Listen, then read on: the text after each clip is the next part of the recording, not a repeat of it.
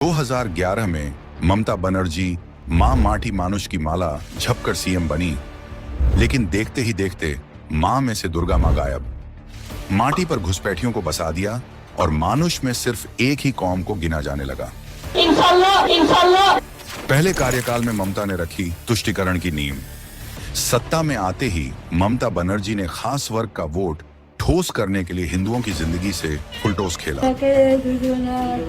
अपने सबसे पहले फैसले में से उन्होंने मान्यता प्राप्त 200 मतों को बढ़ाकर 10,000 तक करने का ऐलान किया।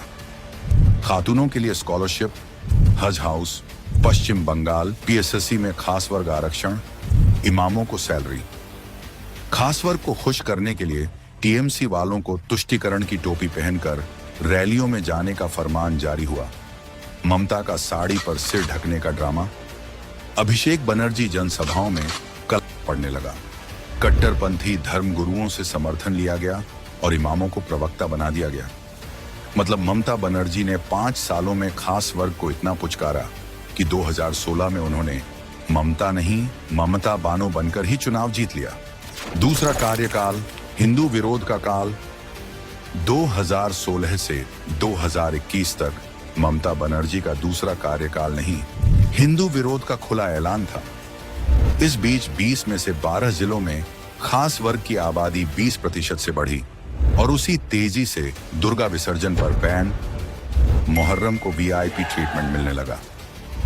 2017 में आरएसएस चीफ मोहन भागवत का कार्यक्रम कैंसिल, लेकिन उसी ऑडिटोरियम में जमात पार्टी को सुप्रीम कोर्ट के खिलाफ प्रोटेस्ट की इजाजत दी गई।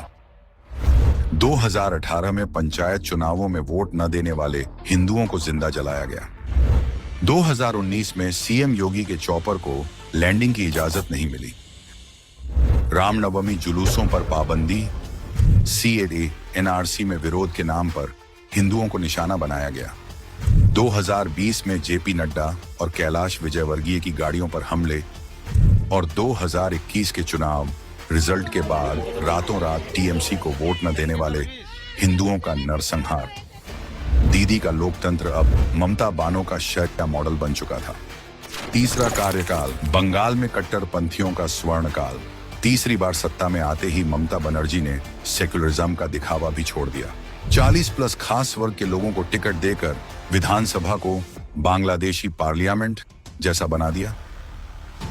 चुनाव परिणाम के दिन ही हिंदुओं पर हमले हुए और पलायन शुरू हुआ। टीएमसी विधायक हुमायूं कबीर ने 2 घंटे में हिंदुओं को गंगा में बहाने की धमकी दी। सिद्दीकुल्लाह चौधरी ने सड़कें जाम करने का फार्मूला बताया।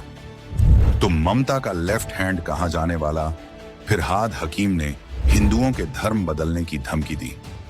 सरकार के संरक्षण में संदेश खाली में शाहजहां शेख अजमेर कांड दोहराया। बीजेपी की हिंदू विचारधारा को गंदा धर्म बताने से लेकर महाकुंभ को मृत्यु कुंभ कहने तक ममता ने दिखा दिया कि सत्ता के लिए वो किस हद तक गिर सकती हैं।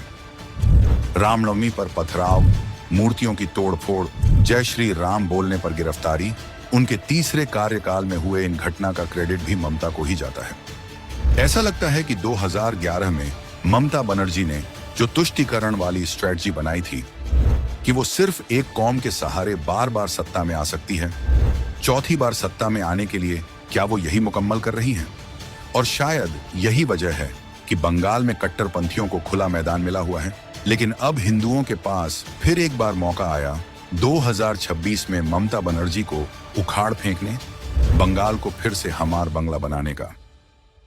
नाम बदला है, नियत नहीं। महाठगबंधन की जरूरत नहीं। आज ही लें संकल्प।